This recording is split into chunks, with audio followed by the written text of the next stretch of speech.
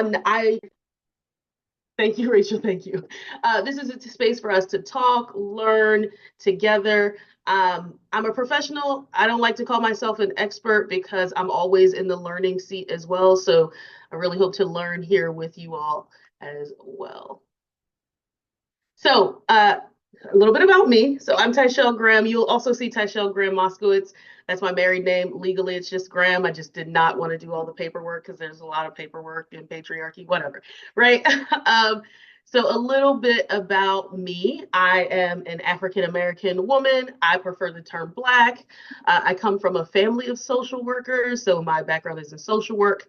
My family did social work in the non-traditional sense. They didn't go to school for social work, but they worked in social work positions. My grandmother worked for the office of Department of Human Services in Philadelphia. My mom worked in what they call halfway houses, so between incarceration and being able to be reintegrated into life. So I grew up for my entire life in those sectors. So I'm a kid from the inner city of Philadelphia, is what they would call it. So I tell people, if it even says it in my self space bio, if you want to know what life is like, watch the show Abbott Elementary. Definitely kind of the experience that I have in life. I have a BA in psych from Temple University and my master's of clinical social work from University of Penn. Other things to know about me is I am certified. I feel like it's like it is a certification in DEI. I always say DEIA, always adding accessibility to this work. And I have a certificate in psychological safety as well. And I am married to a Jewish person. So I'm in an interfaith marriage, interracial interfaith marriage. So race has come up a lot throughout our marriage. We've been together, married 5 years, together for 12. So quite a long time. I always tell my couples when I do couples work, we're about 12 years old. We're getting funky. We need deodorant. We need to like get it together now, right? Those kinds of things. So that's a little bit about me. I'm also open to any questions folks have and hoping to get to know you all a little better. So it's not just me being a talking head. So whenever I do conversations that involve race, gender, diversity, all of those elements, I like to do what I call shared agreements. And these are not rules. And the way I look at them is they're not rules, they're shared agreements for us to be able to have this vulnerable conversation because it takes a lot of vulnerability. So please look through the list. I'll pick out one that sticks out to me. If there's anyone that sticks out to you, let me know. If there's anything you'd like to add, this is a non-exhaustive list. You'll hear me say non-exhaustive a few times. And these have come together. When I started doing DEI talks, there were 9 of them, and they expanded because people had more questions or more things they wanted to say. So for me today, I'll say accept and expect non-closure. That's one that gets me. And part of that is that for folks who are in the therapy world, as many of us are, I suppose that like one session is not the end. It's honestly more likely the beginning. You'll leave here with more questions than answers. You'll leave here wanting more, and hopefully you actually do that because there's lots of resources. From the perspective of being a social worker, there's just lots of resources. I am also a resource in this. So is there anything that sticks out to people that people want to know more about? Please, you can come off mute, you can ask, you can drop it in the chat. Hopefully I can see the chat and it doesn't obstruct my screen, but let me know if there are things that you'd want me to expound on a little bit.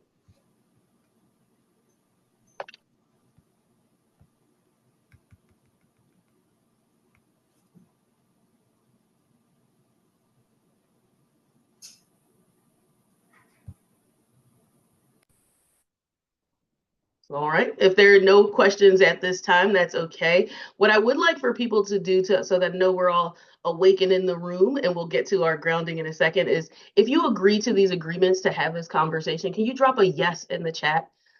And I'll also drop my yes into the chat. Let's see if it's there.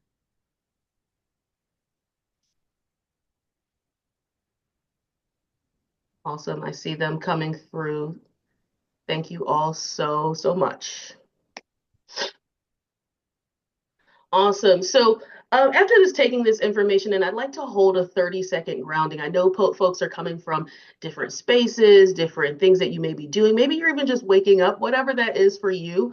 But take this during this time, take your time to be able to engage in this space. So whatever that looks like for you, whether it's stretch, drink water, take a few deep breaths, all three, just taking that. I'm going to set a timer on my phone so that I know that we have a full 30 seconds to engage. I'm going to start that now.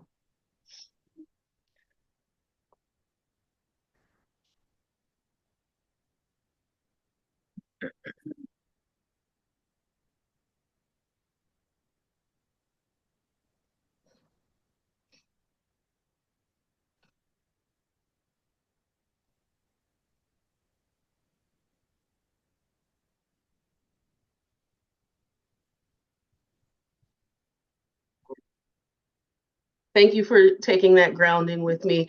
I always find it to be important to like really ground yourself into the space that you're in now.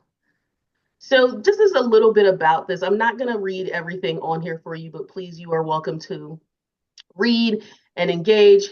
There are some things that I just want to point out. This workshop is an invitation for us to do this internal work. So much of the work that we do as a clinician, as a mental health support, is focused outward for other people, but we need to make sure that we're also enriching ourselves as well. So even during this process, I've done some learning. I was like, oh, let me look that up. Let me really dig into that. So this is a space for you to all do that. As you saw on the other one, this is not a space for us to come and try to be perfect and try to know everything. I don't know everything at all. So really, this is for a space for us to learn together. Any questions from anyone? Awesome. So, and I also want to address that like there are some unique challenges. So really, what you see, and I'll tell you, here's the TLDR, is it's about authenticity and relationship. That's the TLDR to all of it. And I'm sure you all are already doing that. So we'll just dig into that further. Awesome. So let me see. Thank you. So we'll start with cultural norms. So when we talk about building trust with clients of color, we want to start with kind of understanding those clients, really understanding who they are, where they come from outside of ourselves. I am only one, for me, I am a monoracial person. I grew up as a Black person, I actually did my ancestry not too long ago. And it's like, oh, and it changes depending on how much ancestry DNA they get. So I was like 35% Nigerian, now I'm 25%. So it changes a little bit. But I'm a monoracial person. I don't have the experience of every other person in the country, in the world, in our experiences, even as my clients. So when we think about cultural norms, or when I think about cultural norms, I think about these shared expectations, these unwritten rules. And I'd love for people to just think about that for their own life. What does that look like in your own life, in your own family? Oh, in my family, we do this. In my community, we do this. This is how we engage with elders in my community. This is how we talk about different things, right? So that may come up in that way. This is the collective identity we share. And if you don't, not sure exactly what that looks like, we'll have some, I'll have some examples on the next page. But one thing I do want to point out from here is that cultural norms are different for different ethnic groups, for different families, and not all ones when we say the word POC, and that's where that came up. I think I sent out a handout. I hope that everybody got it. We talk about BIPOC, Black, Indigenous, people of color, and we use POC as an umbrella term, much like some of the other umbrella terms we use. So POC, people of color. And that's going to look different for every group. They're not all the same. So if you're engaging with a South Asian person and a Black person, they may not have, they each have written rules of their culture, but they're not the same. So we're engaging them separately and differently. Any thoughts, questions as I keep going? Awesome.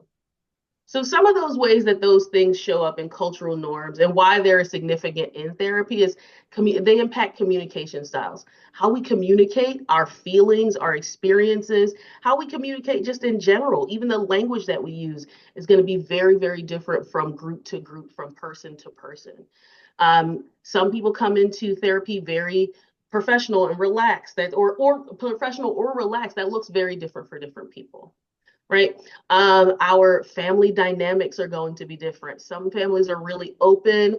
I'll say in my and you'll hear me say this from my experience, and in my experience, my family is more enmeshed. So when we talk about boundaries in therapy, that's going to look very different for Black people very often. Like, what do you mean you have a boundary? How are we talking about that, right? So that's going to show up very different. How they express emotion. What can emotion look like?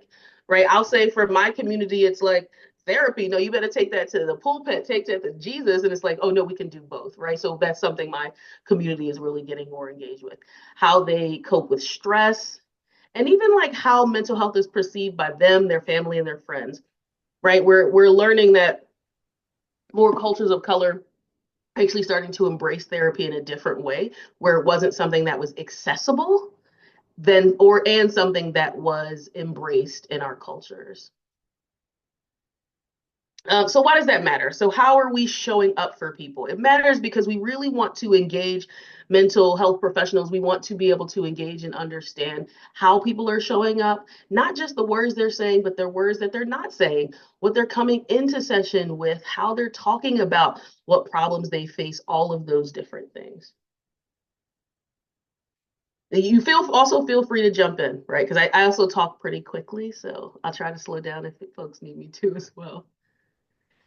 So, how do we get to have these conversations in therapy? So, there's a system called, or a theory called broaching. So, and you'll see it here. Broaching refers to that process of initiating these open, respectful conversations about the client's identity. So, that may be, for me, it may not be having that conversation with a person of color that's Black and we have some of the shared experiences, we may not.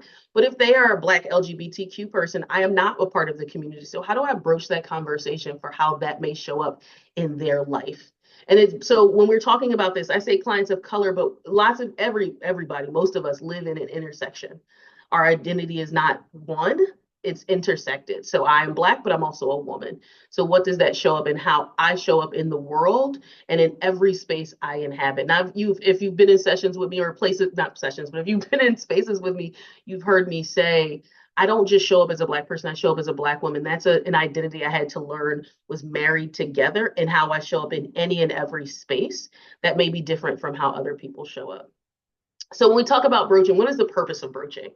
When we talk about broaching, it's really to create this safe and inclusive therapeutic environment to acknowledge and explore how that may impact marginalized communities, to foster this deep understanding of the client's unique perspective that may be very, very different than your own, and promote cultural competency and sensitivity in the therapeutic space. Oh, I'm not sure what that looks like.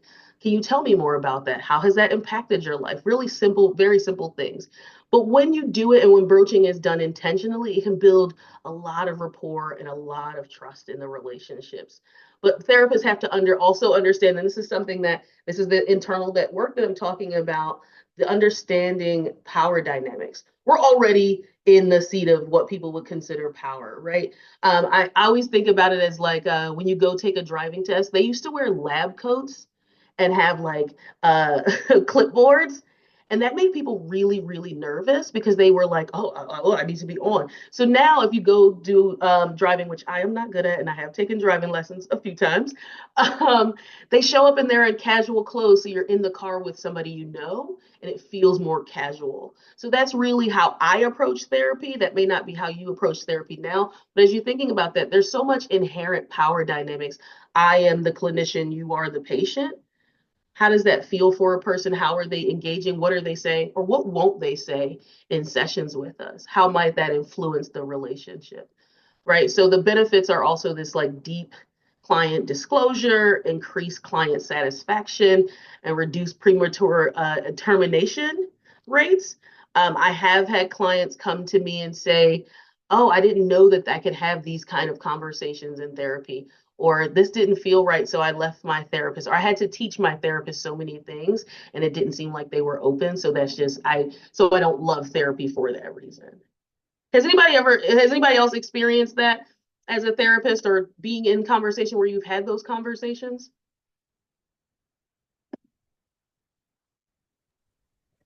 Yes, definitely. And I actually wanted to ask a question about this. Please.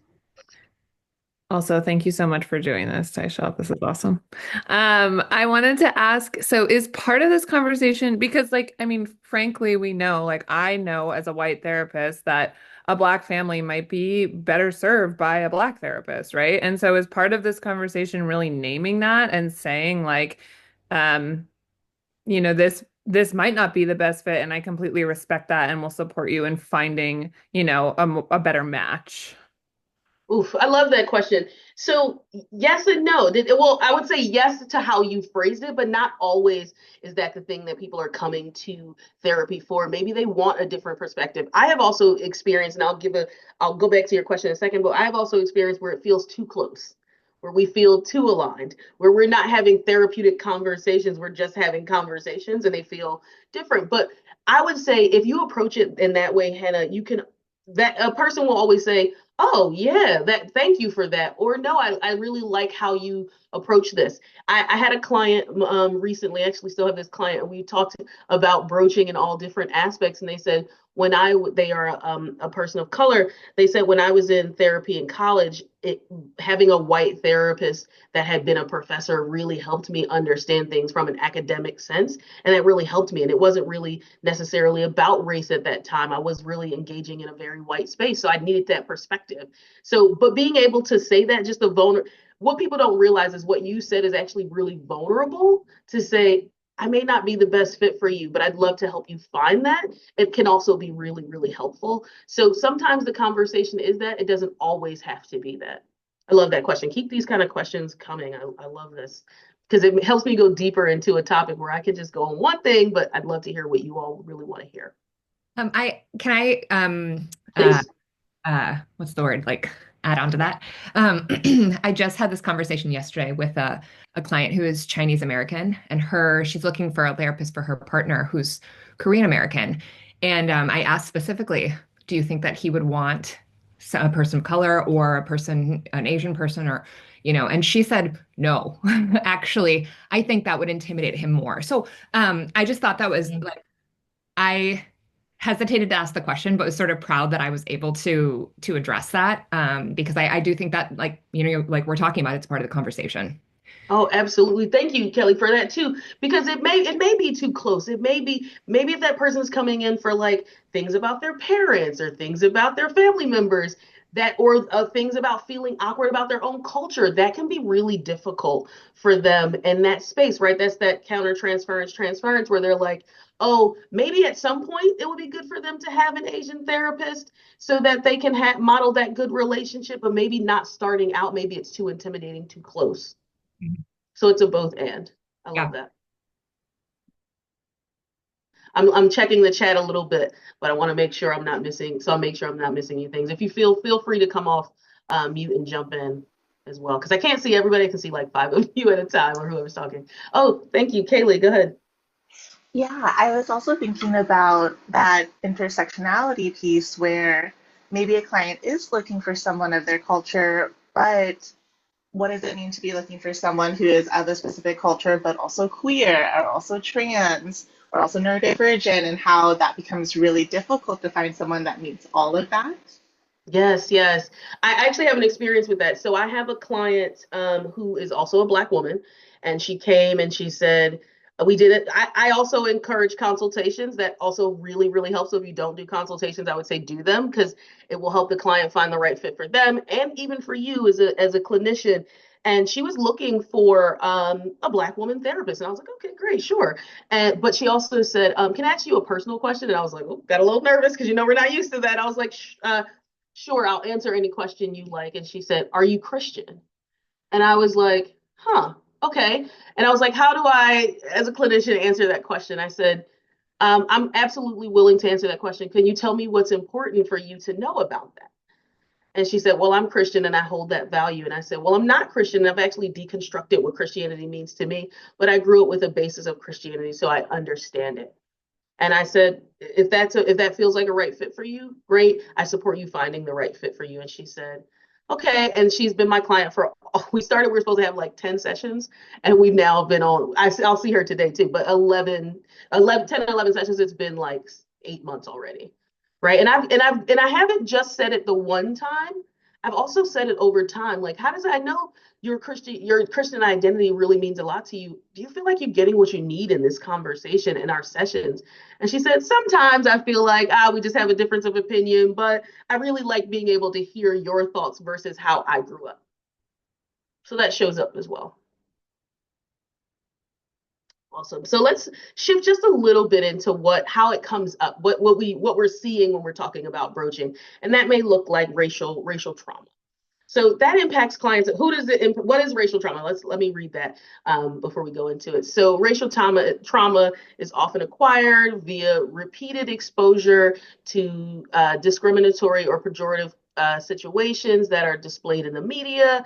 It can also be experienced individually or within communities.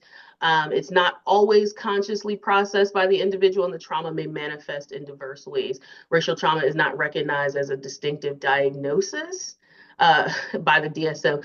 Fun fact: I was on a panel years ago, and they were like, "Is racism a mental illness?" And we concluded they wanted to talk to a person who had a background in therapy, and we concluded that it tried to be. I think his name was like Chester somebody. He wanted to make it one in the 80s. But what does that racial trauma then look like? So it's this repeated exposure. We know what trauma looks like. Racial trauma is that. And I can speak from my own experience. I live in Washington now. I'm from Philadelphia, so like at the time I was there, 54% Black city, to coming to Eastern Washington, where it's like 3% Black.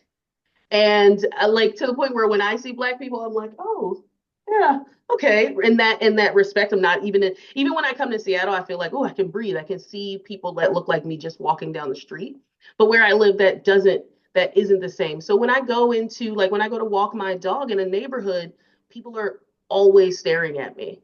Now, if they're looking down, I know they're looking at my dog because he's pretty cute. But if they're looking at me, I'm not sure what that experience feels like. And I was walking my dog one day and I had somebody, what I call crosswalk check me. They were in a really big truck and they like jutted their truck forward 2 or 3 times to like scare me in the crosswalk.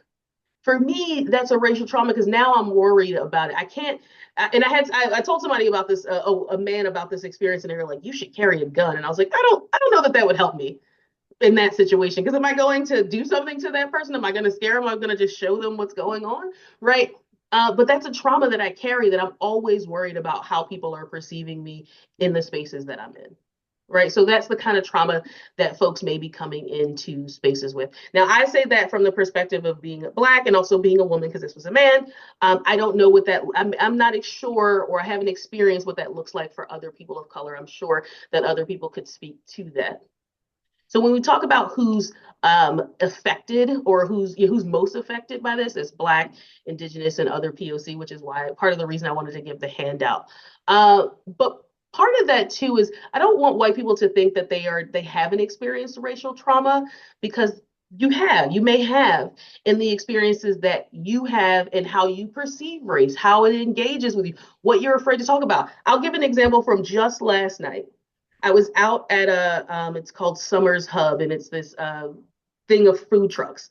And I was talking to people from my husband's an engineer. I was talking to people from his work, and I was the only Black person there, which is not very uncommon. And I was talking to 2 white women, and this woman was like, "Yeah, since I moved here, I haven't seen any Black people." And I was like, "Why are you whispering? I am Black." Right. But what she was taught was to whisper because it's a bad thing. Right. So she was uncomfortable even talking about it. And I was like, you don't have to whisper. You are talking to a Black person. And I know, we know, right? That kind of thing. So there are examples of ways that racial trauma shows up. Microaggressions, discrimination. And if you're not sure about microaggressions, let me know. We could talk a little bit about that, but I don't want to spend too much time there. Any thoughts, comments, questions? Trying to get to the chat a little bit.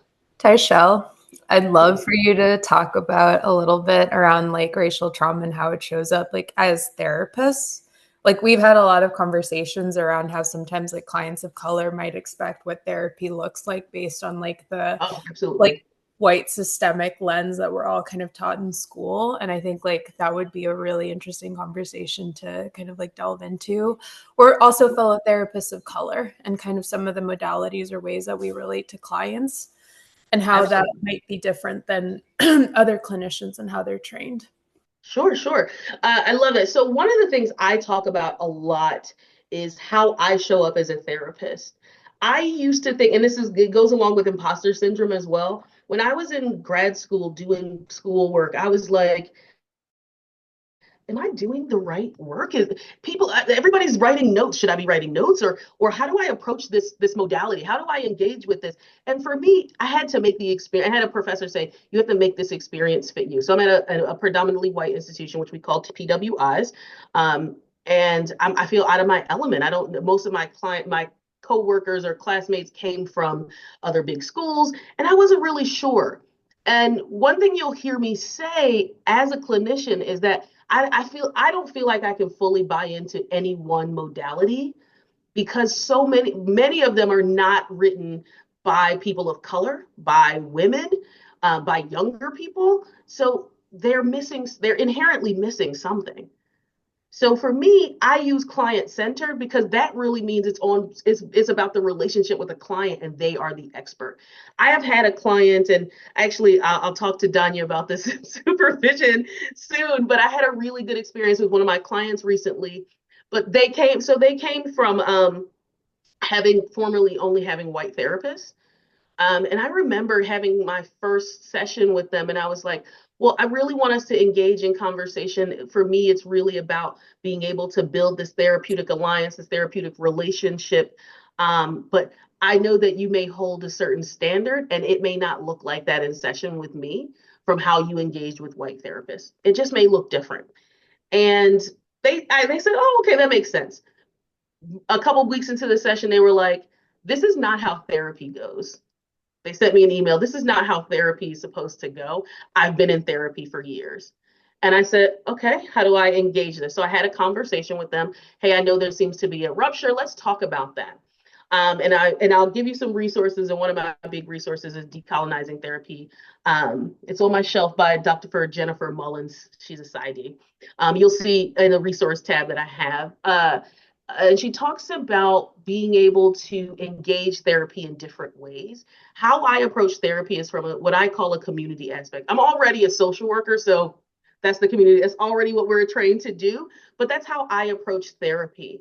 So I may not approach therapy from the client patient or clinician patient way. It may look very, very differently. I am a part of your healing community. We are in community. So, and for me, when I'm in session with folks, this is their space. You can come, you can be doing your hair, you can be eating, you can be whatever it means for you to be authentic. And to have that. And so for me, for this client, they didn't feel that. They were like, this is not how I'm used to doing therapy. And I had to respond, I understand that that's not the way you're used to doing therapy, but this is so, but I hope that you can engage and feel what that's like. And literally just yesterday, my client said, it was when you said that you are a part of my community that made me feel so different. And I said, how do I shift so I can change it so that I can be accepting of what that community looks like? And this is a person of color, a Black person specifically, who we've had lots of great conversations, but that's just not the model that they were used to. They were very used to what it meant to have like a white-centered lens, and this is how you show up in therapy, and this is what you talk about, this is what you don't talk about, right? Those kinds of things. And for me, I'm not tabula rasa. I'm not this blank slate. We are two humans having a human interaction. You're an expert in something, and I might be an expert. I always do that around my quotations around expert in this, but we're having a human experience. I need to be learning about you, curious about you, and accepting and engaging with you the same way that you may not. I may tell you about myself. I'm not asking you to be my therapist. I have one. She's good. But we are having a human experience, and I am a part of your healing community. Danya, is there anything else that you wanted me to expand on that you were thinking about, or is there anything you want to share? I want to chime in a little bit, and beautifully said, Tychelle. I think also another way like that it shows up is like racial trauma too is I remember I'm a bilingual therapist, so I do like therapy in Spanish and in English. And I wanted to really like utilize that skill from like the very get-go of like my training, but there was no like modality or no like nobody who could teach me because unfortunately like at the time, and again, the supervisors that I've had really great experiences. I'm very lucky in that regard. but all of them were white and all of them were just like predominantly English speaking. So I remember that was a really hard way to kind of like get into the field. And it's a lot of like trial and error. Like when you don't have like a lot of those role models, it's more kind of just like trying to build that, like, you know, like what that could look like. But I find like when I talk to other therapists that do therapy in other languages, that's usually a bumpy road that we all have to go along, because we just don't have like, in the United States as a whole, we don't have like a formal training system to kind of help therapists navigate that early on. So like now that I'm a supervisor, I definitely like specialize in that and help people kind of like navigate that.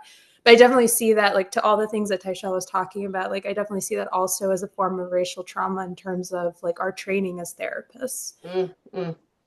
Exactly. I think the first time I looked into, like, there's something called like the sister healing circle of way of engaging therapy, I was like, great. But for me, I'm always looking for, like, what does that look like for people of color? What does that look like? Who engages that? Who created that? Have they studied? Have they engaged with those other things? And that kind of shifts me into a little bit of where we are and what comes up for our clients in therapy, right? So we are mental health clinicians, so we are a part of the healthcare system, right? Holistic healthcare, but healthcare system. And there's so much mistrust in the healthcare system. And here are just a few ways that may show up. So we know the Tuskegee experiment. I always think about the origins of women's obstetrics, because that happened on Black women's bodies, unmedicated and in many, many different ways. So that for me is a big trauma, and going into therapy, that's a big trauma. So how do I hold that, right? And to your point, language barriers, right? If I'm in the healthcare system, and we can talk about even just hospitals, but we can talk about clinical spaces. If I come into therapy and I more regularly think and can be able to express myself better in my native language, but I can't find a therapist that speaks that language, that's already going to put me at a disadvantage for how I'm going to be able to express myself. And right now, and I've seen this, and we've talked a little bit about this at Self Space, immigration concerns. Like, what are you writing about notes about me? How am I showing up? What am I sharing? So that's going to look very different for different groups of people. So what are the consequences of that? So there's delayed and avoiding care. I'm not sure that they're going to understand me. I'm not sure I want to be in that. I had a client say, can you please not write down notes about me at all? I'd rather you just not. And you can, because that person was afraid of what that looked like for their job or their hiring prospects if people knew that they were seeking mental health care. Poor health outcomes, we know a lot of that lives in our body somatically, right? So we have these somatic symptoms when we lack access to healthcare. And for mental health, that is a lot of stress on the body, a lot of PTSD and things like that. How is that showing up for people? And then hesitancy in other ways, right? We've seen that in this COVID pandemic, a lot of vaccine hesitancy in folks of color, because they were like, I don't trust this. Y'all was giving needles out a long time ago. Did not work. We don't like it. Right. So that it comes across a lot. So there are a lot of folks who are not in care who could be engaging in care. In my bio for Self Space, I also say, I try to help people shift from I have to go to therapy to I get to go to therapy, right? Because it is a luxury to be able to spend time dedicated to yourself. And how do you do that? Hey, Shell, I'm curious, what did you end up doing in the case of the person? Like, how did you have a conversation with the person who didn't want to have notes written on them? And then what did you end up doing from a So, thankfully, I have lots of people I can go to here at Self Space. So I did go and talk to Rachel one day. Is like, this person is really concerned about that. How do we approach it? And she was like, you don't have to write really detailed notes. Maybe you can write them with them at the end of session. And also, what I realized that it was more about them trusting me. They have not asked, since we've been in session, they have not asked me about notes. But during our our consultation first and second session, that was a lot. It came up a lot, but we've been in sessions for about 2 months now, and that hasn't come up at all. They haven't asked about it at all. And one of the things that I try to do is, if my client hasn't brought it up in a while, I may bring it back up and say, I'm just making sure that you know that my notes, they're always available to you, so that you can see what's being written. Yeah. Yeah. Thank you. Absolutely. So here's the time where we really get uncomfortable for ourselves. I'd love for folks to look at these questions that are up on the screen and try to answer some of them yourself. I'm not gonna pick on anyone, but I'd love for people to volunteer um, what some of the things that are coming, even if you don't answer the question directly, what's coming across as you read these uncomfortable questions. I'll look at one and see which one I can answer as well. I can start. Please, thanks, Wyatt. Yeah, like when I read all these questions, it just like I always like whenever I'm talking to people, like I am sort of like I guess the worst word to use is like ashamed to be white. Um, especially a male white.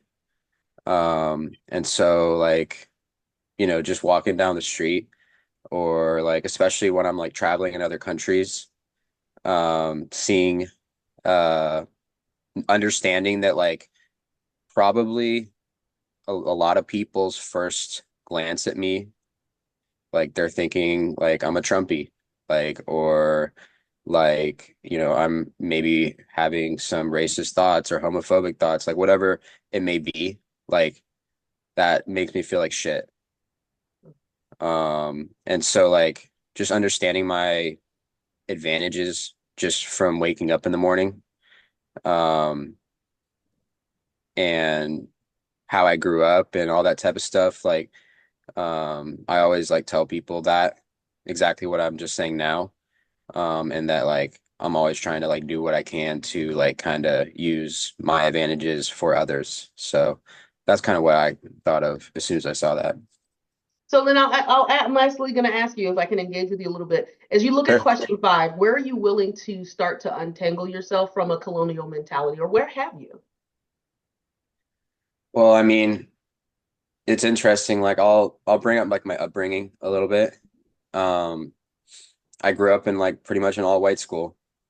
Um, but I played AAU basketball. For anyone that knows what that is, it's basically travel basketball.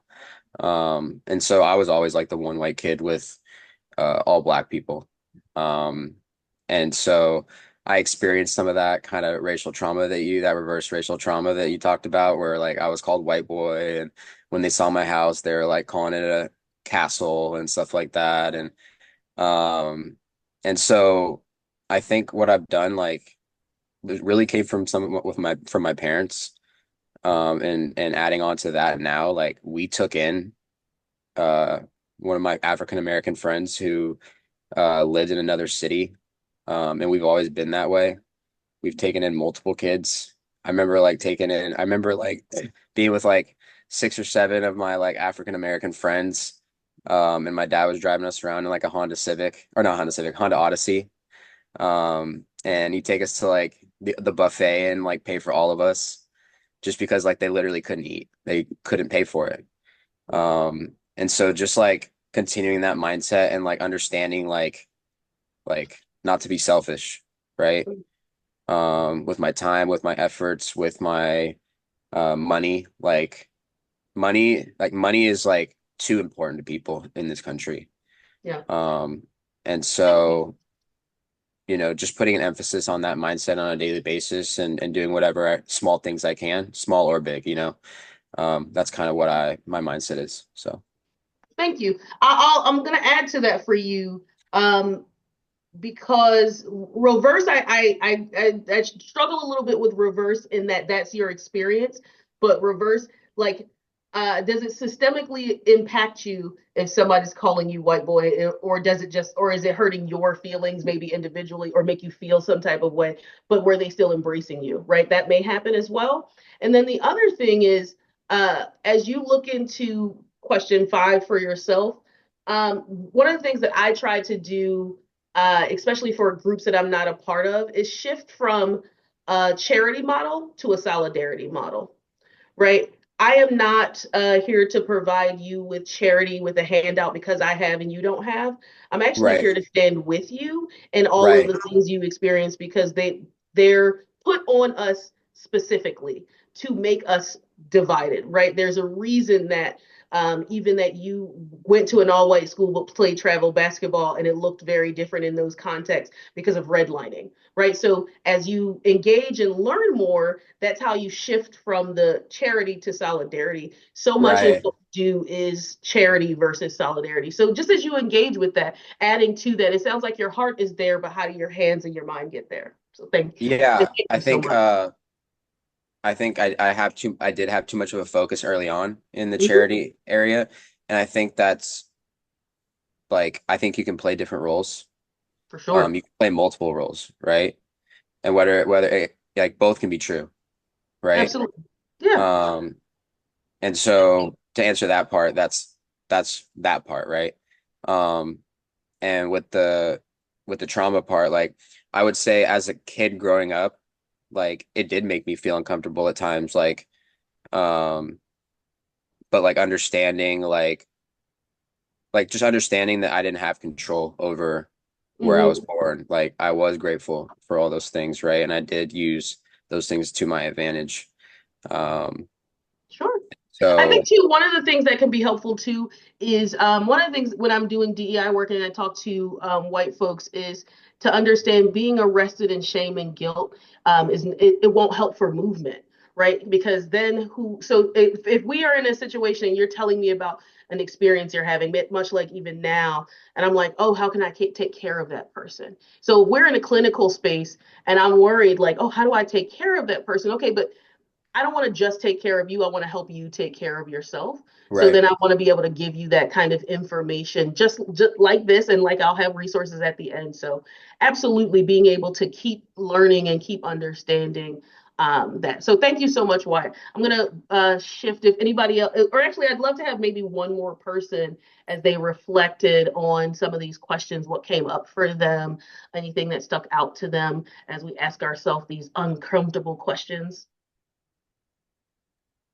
I just I just think that like this is all of the sort of unlearning we have to do because helping professions are actually really found in America are really founded in white saviorism, right? Like, I study the child welfare system, which was literally a means to save white children and remove black kids who were deemed as not as worthy. And like that, the social work profession specifically is so much about charity and white saviorism. And I think that these questions are so important because we are like it has to be an active unlearning. I don't know, have y'all ever heard of this the racism in your teeth?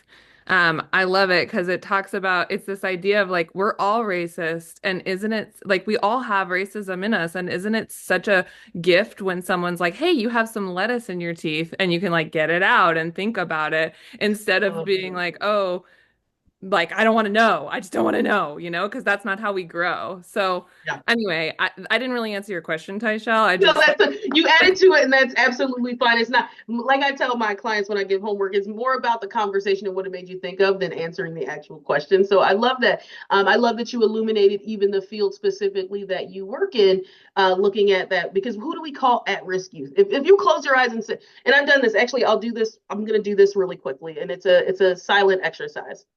Close your eyes and think of a CEO. You can use your own hands as a model just so you can see. You thinking of a CEO. Are they male? Are they white? Are they probably about 6 feet tall? Do they have a head full of hair? Are they wearing a suit? Is that suit blue, black, or gray? Or a pinstripe, maybe? Are they overweight? Do they have a disability that's visible? Are they wearing any cultural clothing? So I'll stop the experiment there or the activity there. But when we have that, so these are the schemas that we already have in our brain about who is who and who represents who. I did that exact activity in India, and still the person was a white man wearing a suit, and all of the people were of South Asian descent. So it shows you how our schemas really show up for who we are, what we create. If I said to you at-risk youth, you automatically think Title I school, black middle schoolers. Boy, probably. right? Because of the schemas that exist in our head about what we say about people. So when we think about even being in sessions with clients, are we coming in thinking that they have a certain thing that they're thinking about, or that they want to talk about, or that we are thinking about them, or they're thinking about us? All of that exists in these conversations, and when we avoid it, that's when we fall into problems. So we'll talk a little bit more about that. Thank you for this. This has been great so far. I know we're coming up to I want to make sure we're done around 11:10 so that we have time for questions and conversation. I get to see more of your faces. So when we're thinking about this, how does this our identity affect a therapeutic relationship, right? Because we're thinking, I'm showing up and I'm just the clinician. Not really. You're showing up and this is who you are as a person, and that really can make an impact. So clients' perception and trust. So what identity cues are we giving off? How are we dressed? What does that say to the client? How are we in the space? How are we engaging with them? So how's our comfort and our rapport? What can they pick up on our cultural competence cues right from the first session? Right? So what do we have a limited understanding? Have we ever engaged with our own conscious and unconscious biases? And that goes for all of us. Now, I'm talking about building trust with clients of color, but like I said, I'm not a part of the LGBTQ community. So what have I internalized about what it means to be LGBTQ in both consciously and unconsciously? How have I generalized? When I think of Black people, do I think all of them are poor? Do I think, if you got a college degree, you made it out? I had somebody say to me, oh, you got an pen because you were Black. And I was like, no. I didn't even know how to, yes, no, I don't know. But it wasn't a question that they posed to me. That was actually a statement that they made to me. It was a coworker years ago. And I'll say too, that person was also a person of color, but a non-Black person of color. So even if we're engaging in that, we also have to understand anti-Black racism that exists in cultures of color. And how you can think about that is the darkest and the poorest people of every community are usually the most marginalized. The darkest and poorest folks who are Asian, the darkest and poorest folks who are Latino, Hawaiian, all of those things. So what's that appropriate self-disclosure look like? For me, like I said, I'm not tabula rasa. Like I'm a person, and sometimes my experience may actually help with what you're going through, especially for folks of color, for me as a Black clinician, because they know they're not alone. I have a client who we're both Black, we're both women, but our engagement with racial identity formation, very different, very different. And we've talked about that in session. I did racial identity formation in undergrad and college. I was reading Bell Hooks and Patricia Hill Collins and Beverly Daniel Tatum and Angela Davis. And that person's like, who are these folks, right? And that for them looks different because they were so focused on getting this professional degree. It wasn't a part of the work that they were doing. Boundaries, transparency. Honestly, I could read all of these things. Power imbalances, as I was saying, going back to that, engaging. Have you seen this with your clients? Have you thought about this with your clients that may not look like you? Has anybody coming off mute if anybody wants to?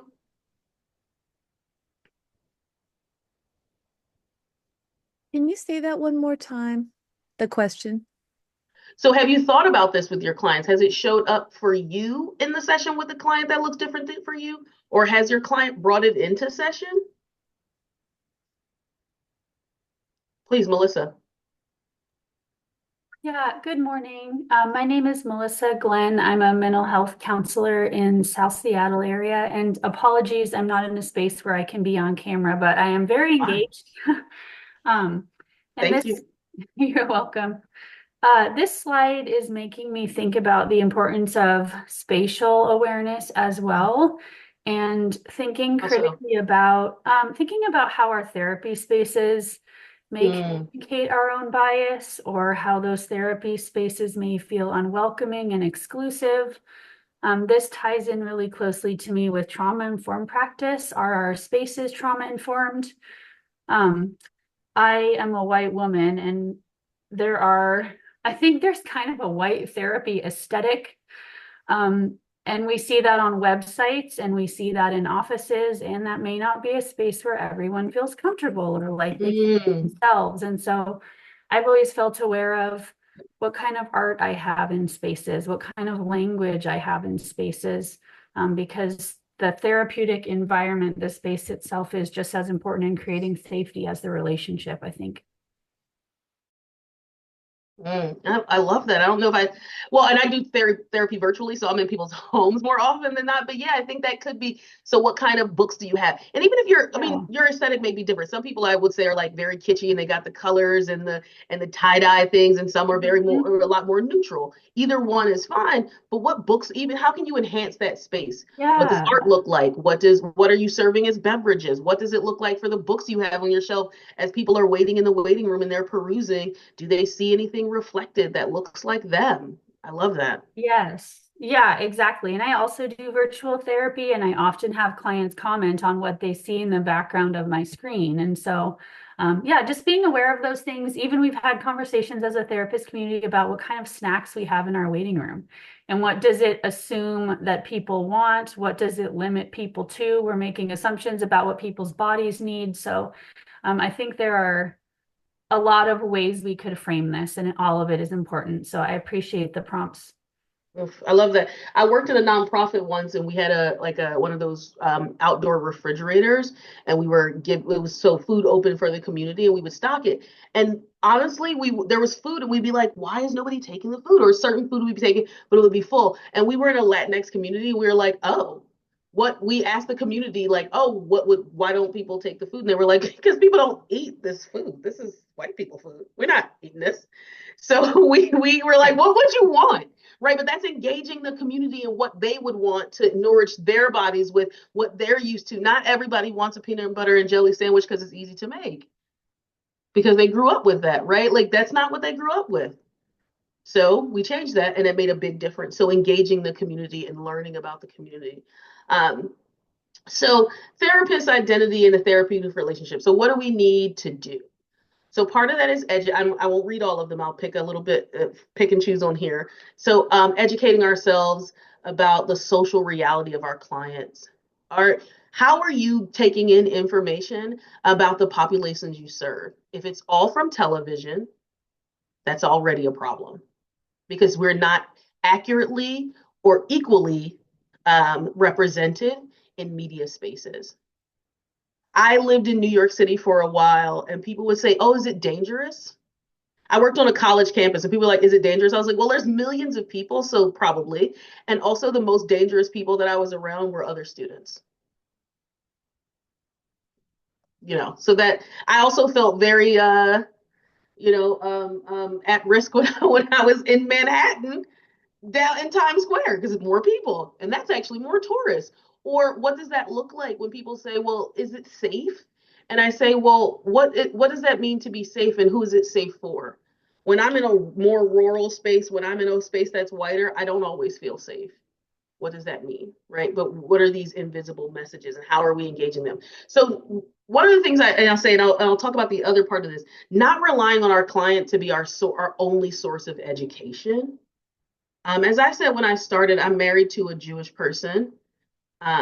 He can't be my only source of understanding about Judaism. In fact, I wouldn't let him be, because that's a huge burden. Is he a big part of it? Absolutely. We've been together 12 years. I've learned a lot of his experience, but he's also only one kind of Jewish person. He's Ashkenazi. He's not Mizrahi. He's not Sephardic, right? And I had to learn those things in how we engage. Does he educate me? Can your client educate you? Absolutely, but they cannot be your one source of education.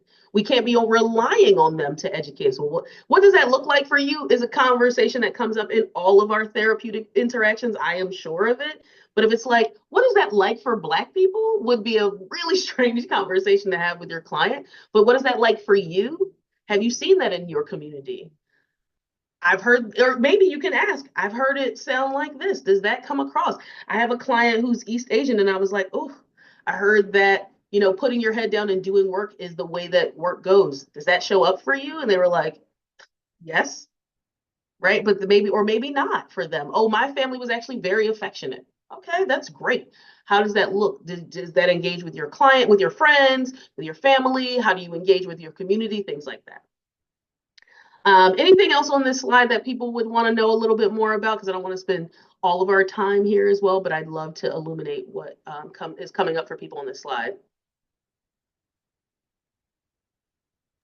Oh wait, my video. um, Hi. Hi. Oh gosh. First view of self. My background is fake, so it's fine.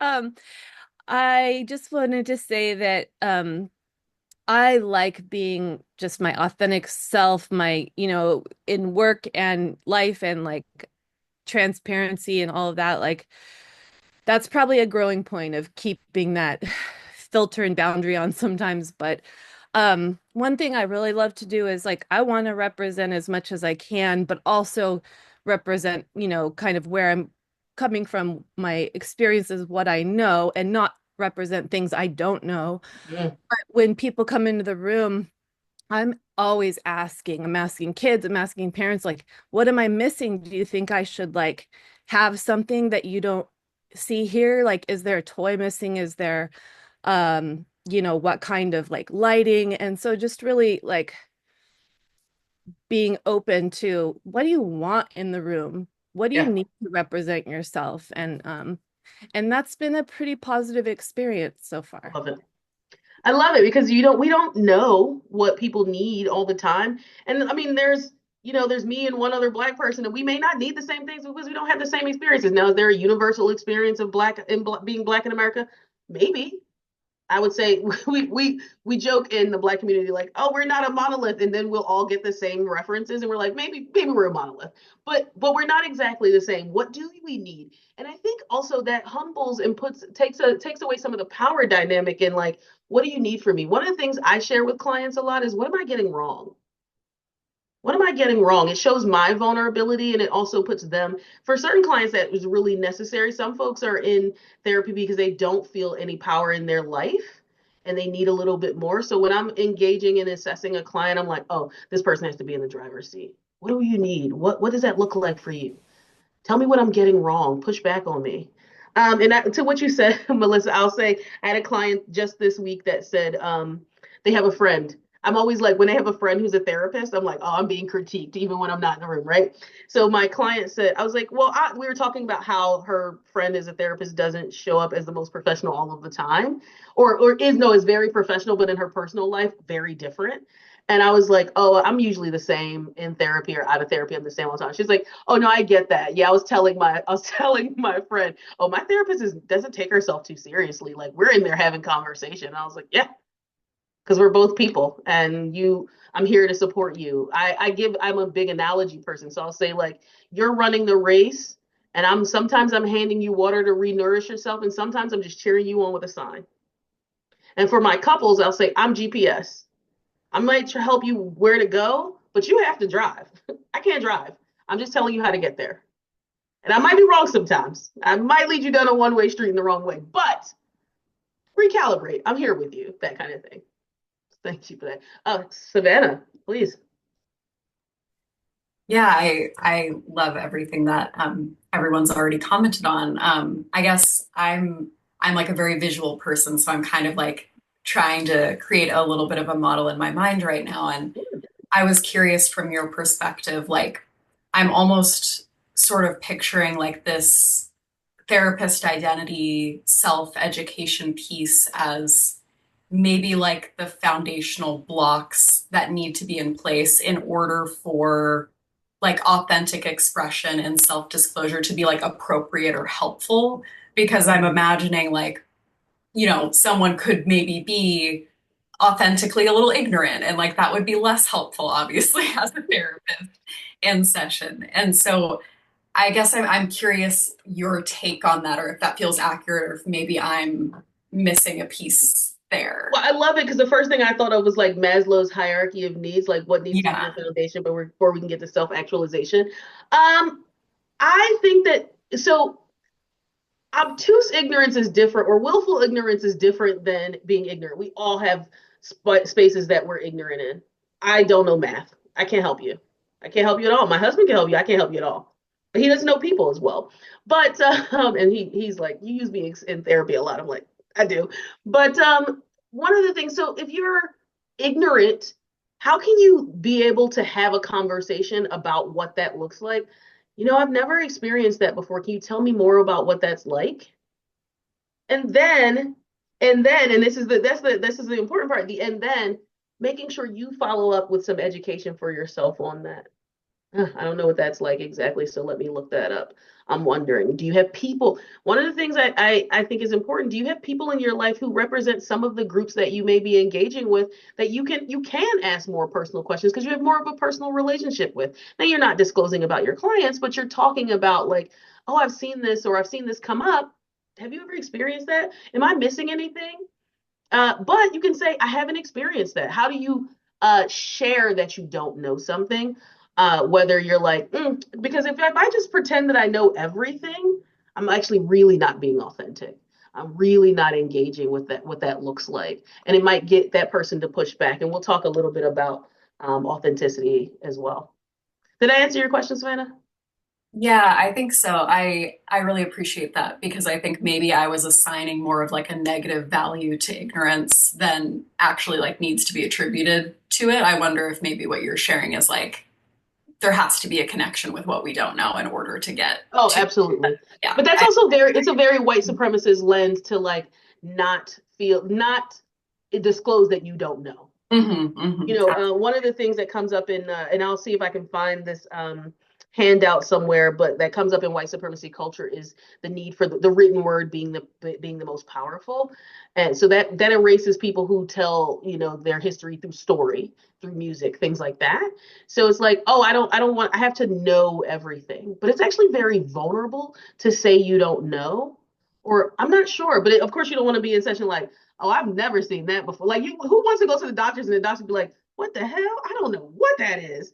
But you want to say, we haven't seen that before, so let's run some tests. Let's think about that. So it'll be the same in a clinical space. I don't know that I've had a client with that, but I'd love to explore what that looks like for you, how you show up. So it could be, I think, part of what white supremacy culture tells us is that to not know is a bad thing, but not always. Now, if you're willfully ignorant, like that's not how Black people act, that's not how gay people act, that's not how Latinx people act, then that might be different because you're assuming that you do know about something you don't know. That makes sense. That's kind of how I was thinking about it. Just a quick anecdote on that. I Sure. have several clients when they ask me a question, I say, I don't know. And it could be anybody, any person of any race.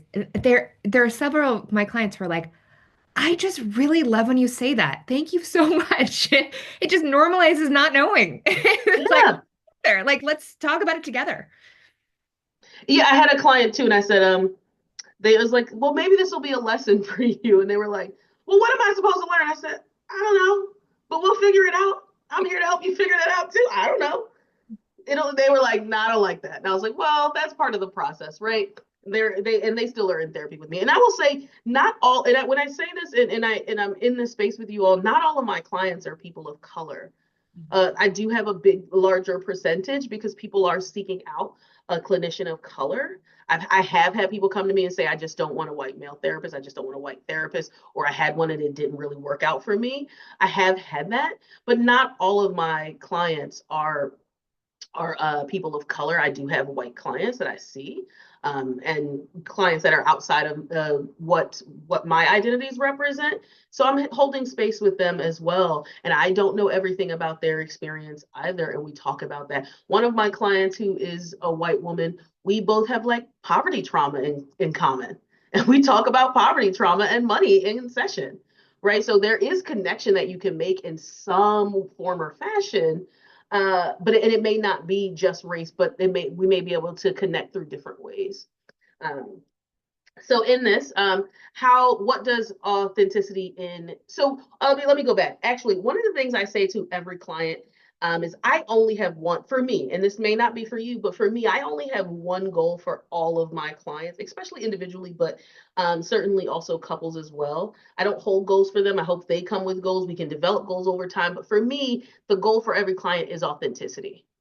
Can you be authentic in this space and that help you be authentic in the spaces outside of here? And whatever that looks like. Maybe it's building boundaries, but also authenticity, because if you're faking, masking is so hard, right? It costs a lot. So what does that look like in the therapeutic space, right? In the relationship, being present, being open, being humble, right? That's that, I don't know. Let's figure it out. Being reciprocal. And that's to me the tabula rasa of it all, is that like I can reciprocate and share a little bit about me, especially if you want to know. And how do we do that? I was actually just thinking about this. There is a clinician who is like, I don't mind, an older clinician, I can't remember his name off the top of my head. I'll have to look at it. And he was like, I don't mind sharing with people what a little bit about me, that I have kids or that I this. And they were like, he's like, because we're all afraid that somebody's going to ask us. And this is what he said. People are always afraid that they're going to ask us about our masturbation habits or something like that. And we're like, oh no, I can't. And it's like, but we have something to fall back on if we are asked that. We go back to process. What would make you want to ask something like that? Why would you want to know that? What does that bring to you? Right? Because you can fall back on process. You don't have to be like, excuse me, that's really inappropriate. Because we're in therapy and they are asking questions, but why do you want to know? So my client who asked me about my religion, why do you want to know? What is important about that for you? Okay, so we're talking about that. So authenticity can help clients feel safe and able to listen and engage with their therapist, and helps therapists. The authentic therapist can help clients release their spontaneity, increase their authentic behaviors and things like that. So here are some of the, I always make sure I give you some kind of practical strategies, although they are not groundbreaking and you're probably already doing them. Just may have to shift your lens on how you're doing them. Active listening and validation. Oh, I hear you. I may not have that experience, but I hear you. Oof, what does that sound like? What does that feel like? Reflective questions and understanding the client's experience and perspective.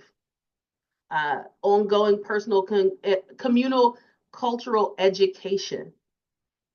I've heard this. Have you seen that? Does that impact you? I have a friend. I'm not religious. I have a friend who I was like, oh, I heard the Pope passed away. Has that impacted you? And they were like, thank you for asking me that. And I was like, I don't know. Like, how does that feel? That's a big person in your world. And we talked about that. They're like, not so worried, but I'm worried about who will be the next Pope. That was their response. But they did thank me for asking. Building rapport through a cultural awareness. If they know that you care and that you know, maybe that won't be as much of a barrier and they may trust you more.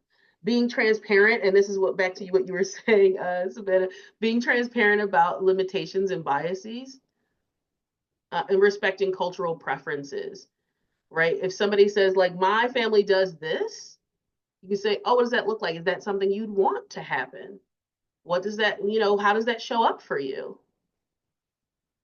So this is where I start to ask you all questions, because I'm really right at the end. So ongoing cultural learning. Cultural competence is an ongoing journey, not a one-time achievement. I'm not giving you a certificate. You will get some CEUs, but I'm not giving you a certificate that you haven't graduated from anything. So what can that look like for you? Right. And I say that I say that for you all, not for me to answer that for you, but for you to answer that for yourself. How can that look for you? What's important about that for you? So I do have, and I'll make sure I send these out in an email, since I have all your emails after. This is the Q&A portion, but I want you to know that I have resources. And one of the things that I think is important for me when I share resources is that books, videos, articles, podcasts, people learn in different ways and take in information in different ways. And I want to be able to meet you where you are, as we are meeting our clients where they are. So many, many different things. I highly recommend. I've read all of these books, so if you have questions about any of them, I've read all of them. I'm a big nerd in that way, a big book reader. And I've watched all these videos and I went through all of them to make sure I felt like they could be helpful to folks. You may find things that are helpful and not helpful. I will say caste is a really, it talks about how the racial caste system models the South Asian caste system. There's actually a book about the author as she wrote it, post-traumatic slave syndrome.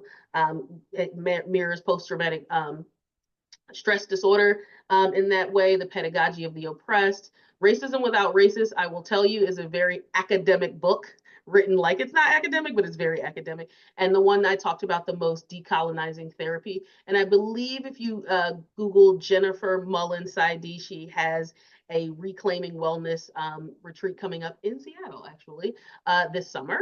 I'll be attending virtually, but that's there. So those are the resources I have for you, and I'll make sure I share them out with folks. And here's my information. And I'm going to go full screen and stop sharing screen so I can see more folks and answer any questions you have in the last 15 minutes. And I can stay over a couple minutes if people have more questions. All right, I can see more faces. Thoughts, comments, questions. Even if you just want to comment, it doesn't have to be a question. I may not have the answer. I don't know.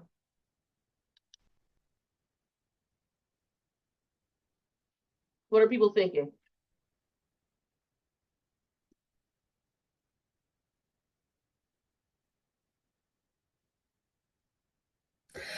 I have a topic that I'd like to bring. This is a personal experience, not a personal experience, but like an experience that I had with a client recently with psychiatry. And sorry, it was a psychiatrist, but I just like think about it in the larger context of like how many of us that work with folks of color, and when they have to go to like different providers and we're communicating with them, some of those like power dynamics that come into play.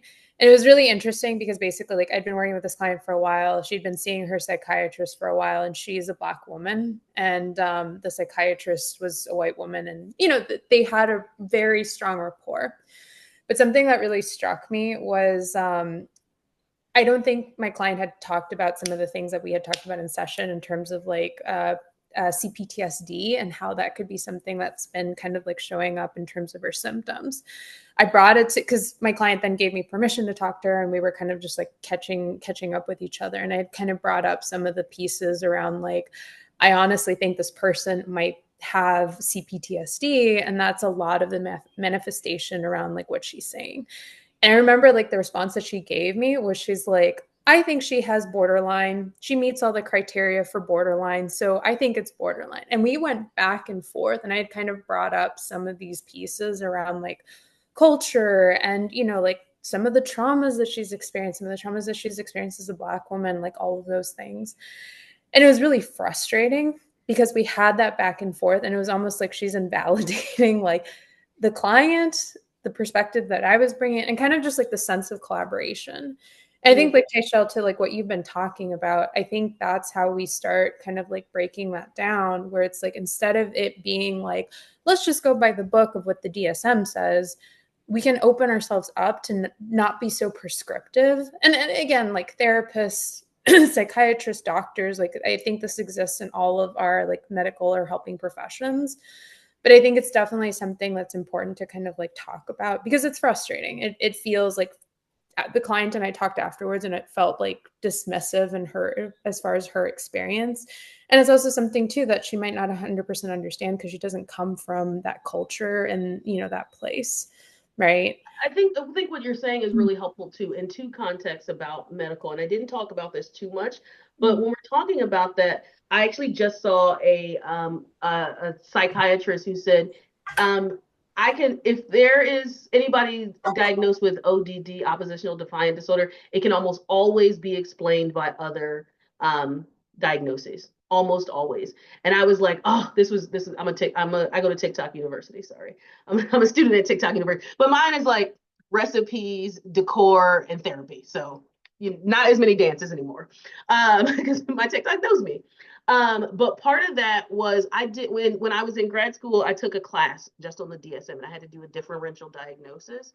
And I took both oppositional defiant disorder and looked at all of the symptoms and broke it into two different archetypes of people.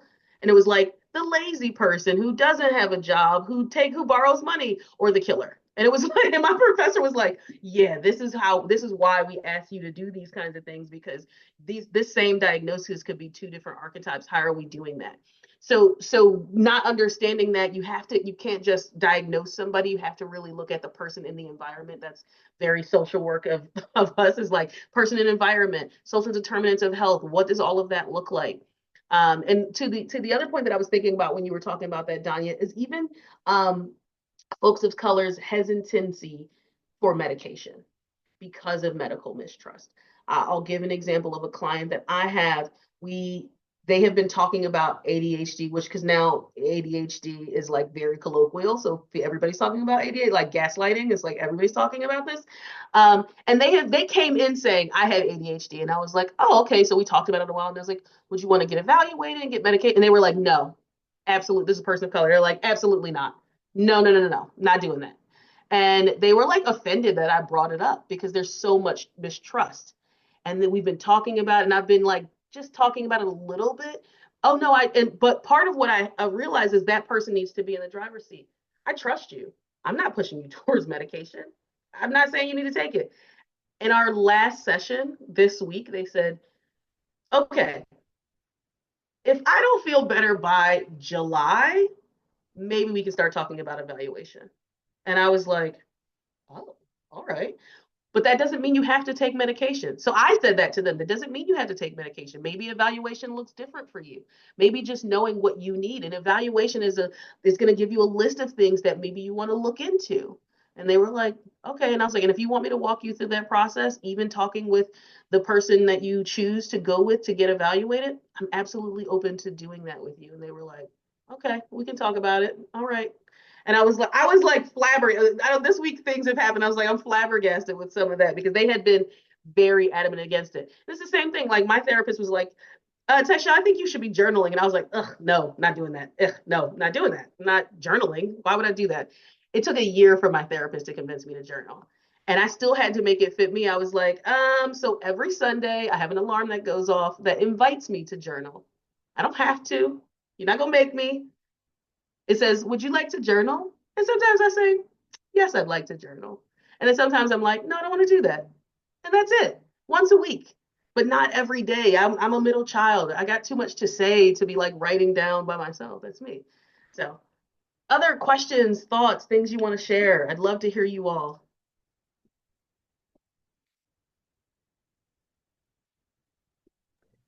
Tychelle, you'd talked about kind of reintroducing topics to some of your clients. And I've had a couple broaching conversations, and both of them, the client kind of dismissed it, like, oh, I've had a white therapist before, it's not a big deal. And and I haven't brought it up again, but I'm wondering, like, should I do that? And I guess how did you decide when it felt like a right moment? So this is for me, one of the things I will say is my thought process in therapy is outside of all modalities, therapeutic relationship is the biggest predictor of great outcomes. So as I'm building a relationship with that client, am I comfortable enough to bring up things? Now in couples therapy, it's a lot because you always have to bring up things. You're like, I'm seeing this, so let's stop and let's have pause. But in individual therapy, often it feels like they're driving, and you don't want to jump in the way of the car that they're driving. But sometimes you got to be like, hey, let's slow down. I know you said you didn't care about this, but it keeps coming up for me, and I'm wondering what you're not saying. So I would bring it back up, but feeling out where it feels right. Often it's still going to feel uncomfortable to you as the white person in the room. It's going to be like, I don't want to say it. If they're not saying it's a problem, I'm not going to say it's a problem, so I won't say it. But what I realized in doing in therapy and this relational conversations that we're having is there are things that people of color will absolutely just not say to their white therapists. I don't want them to think of me a certain way. I don't want them to pathologize me. I don't want them to 302 me, as we call it. I don't want them to try to hospitalize me. So I'm just not going to say it to them. I've had people say, I said to one of my clients the other day, I said, yeah, some people go into therapy and they lie to their therapist. And my client was like, yeah, waste of money, crazy. I don't know why you would do it. But if they feel like you're going to think a certain way about them, less of them. And that may show up in any of our therapeutic conversations, but especially because we are taught to hold white people at a standard of professional importance, all of those things. So how are you showing up? And being able to, and it's also about how you posture yourself. You can be like, as a white person in America, there's a lot of things I don't know that I don't have to think about. How does that show up for you? Does that feel uncomfortable for you? I will say, even with I see clients. I see a couple clients that are people of color and that are a couple, and their individual therapists are white people. And we talked about broaching. Even they said we were looking for a therapist of color, and I was like, but both your therapists are white people, white women. How did they're like, yeah, so things don't come up, but we want to talk about this specific thing. So we wanted to have somebody that was a person of color. And also, I mean, I think, I have a friend of mine who is part of the LGBTQ community, and they were having, they had a good rapport with their therapist, but they felt like there was something missing. I said, maybe, have you ever thought about, they were specifically dealing with grief. So outside of being LGBTQ, it was like, have you thought about seeing a grief counselor for a while you're dealing with grief, and then maybe going back to your counselor, and being able to refer people out will bring the right people to you anyway. Not everybody's the right person for you, but back to what you were saying, broaching, humbling yourself, just feeling it out and asking that question, even if they deny it, well, that's not a problem. It's like, yeah, but I really want you to be comfortable. So what does that feel like for you? Can we talk about it a little bit? But knowing that you care and that you're educating yourself on the topic is also going to be really important for people. Yeah. Okay. Thank you. That's helpful. Absolutely. Any other questions, thoughts, things that you got from this, things that we're missing that you'd love to talk about that I don't know as much about that I'd probably have to research? I really liked being in this space and hearing other people's perspectives. I've done a little bit of unlearning white supremacy, and so I'm familiar with like a lot of the like central tenets of white supremacy and how basically you've addressed pretty much all of that in this session. Was pretty cool. And yeah, like I said, I just loved hearing people's perspectives and how they are seeing and interacting with these things in their lives and their practice. Thank you. I will say too, I hope folks got that handout. When I talk about white supremacy, I'm not talking about an individual person. It's kind of like when we talk about the patriarchy, I'm not talking about an individual man. It's a system that we all live under. How I explain this to when I'm doing DEI, how I explain this to white people, white women especially. So, because most of therapy is white women, just like most teachers are white women. But most teachers are white women, but most principals are men. So we figure most cooks are women. Most people who cook are women, but more chefs are men, right? Think about that. How I think about that and engage that is I'll say to a white woman, do you have blonde hair, blue eyes, and are you 25? Some of those things may be true for you, but they won't always be true for you. So you won't always fit what is the American beauty standard. For many of us, we live outside of the American beauty standard, but even if you fit it, I'm thin, I have blue eyes, blonde hair, a white woman. Oh, but I'm not always going to be young. So I don't fit into that schema. I won't always fit into that schema. Are you a white woman with a disability? Automatically outside of the schema. The same way I did that activity about who the CEO is, right? You imagine a CEO. My CEO is a woman. My CEO is not wearing a suit. They are a person of color. Okay, but do they have a disability? Are they overweight? Most likely no. Right. So how are we building those schemas about people? More questions, thoughts, comments, concerns, things that you can teach me. I don't know that this will be helpful to anyone, and I think it's very embarrassing to me, but I'm just gonna like put it out there. I was born in the Bay Area, but then grew up in Ferndale and Bellingham, Washington. And there was one family that was in her like mom was white, dad black, and just their kids, only black kids in the whole entire town. And then there's lots of like coastal Salish Native American folks and lots of Hispanic folks in that area. But we'd go to California, be in like Oakland, San Francisco, see lots of Black people and like friends of our family, and I feel like my whole life has been this like those two friends that like are Black in my life, just these two people I feel like are some of my favorite people in the entire world, and I feel like I act like they're superstars.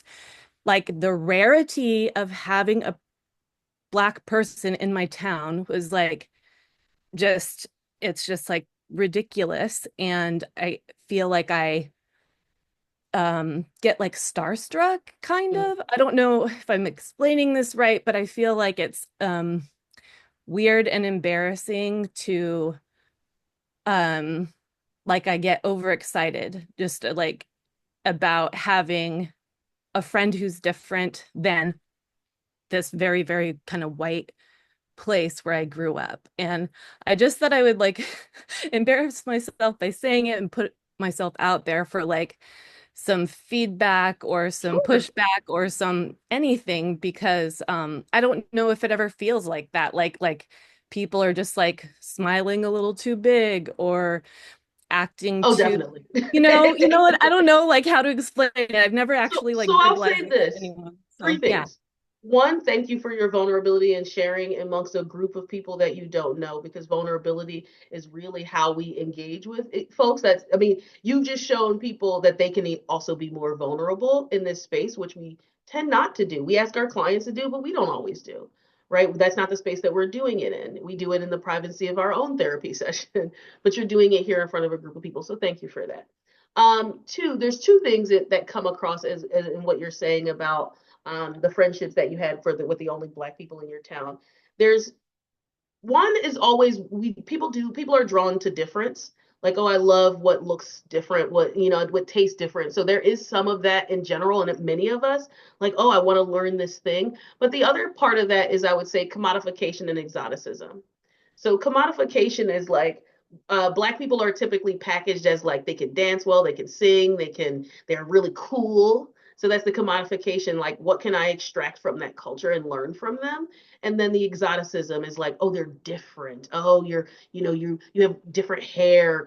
I can't tell you the amount of times that I've been places, and it's not happened since I work virtually, which a lot of Black women have said working virtually has helped for them, that people have put their hands in my hair. And every job I've ever had, they're like, can I touch that? And I was like, so how I explain that to people is, imagine me telling you I like your belt and then putting my hands around your waist to show you how much I like it. Ugh, like, I just can't imagine. Or caressing your neck. That's a very beautiful necklace.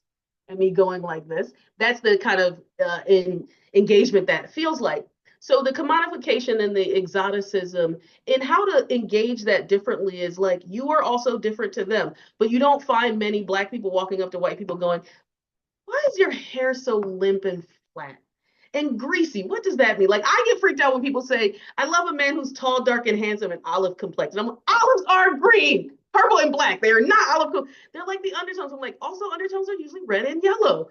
But you mean like green, go dark, that kind of things. But so we're all different. We're having this experience of difference. But how do you show up and say, I want to know about you as a person, and I want to share about my own culture as a person, not because mine is better than yours and yours is worse than mine, right? Like, then how do we joke about it? I don't have to touch your hair if we're in a personal relationship and you know more about it, right? Because I'm already sharing with you, right? Like, would I walk up to a middle-aged white woman and go, are you a bottle blonde?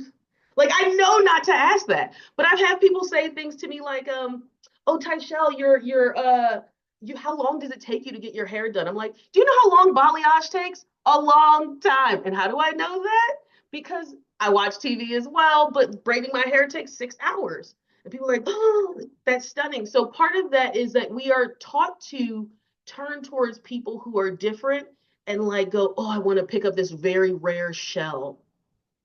Okay, but that shell is amongst other shells. How do I engage with what is there, leave it there, engage with people, and know that I am different and they are different? One is not better, one is not worse than them. So, like, my house looks different than your house, but my house may be warmer, your house may be colder, your house may be, right? Like, we have different experiences. So, I say that to say not that you shouldn't be friends with those people, not that it shouldn't be interesting to be friends with people, but learning all of that so it doesn't feel so exoticized or so tokenized, even like the one Black person and the. I mean, I went to an all Black high school and I was definitely friends with the one white person. I'm still friends with her to this day, but the one white person in my high school I was friends with.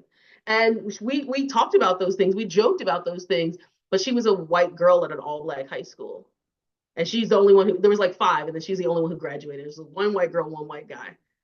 Paul and, but no, Charles and Tony, right? But it was a small school, but we got to know each other. So they stopped being so exotic. It stopped being a commodity. But I want to return to that by saying thank you, because that is a very vulnerable thing you just did here. And I'm sure you're better for it. And other people feel like, oh, okay, I don't feel so embarrassed that I thought that, or that I didn't know that. So thank you, Melissa. Thank you so much. And I just also I felt like you gave me a few words where I was like, okay, I could do some reading about this, and I'm not, touching hair and doing weird stuff, but we thank you for that. I appreciate it. Thank you. Awesome. So that is our time. I'll stay on if people want to ask questions more one-on-one. I probably have 10 or 15 minutes. We'll stop recording at this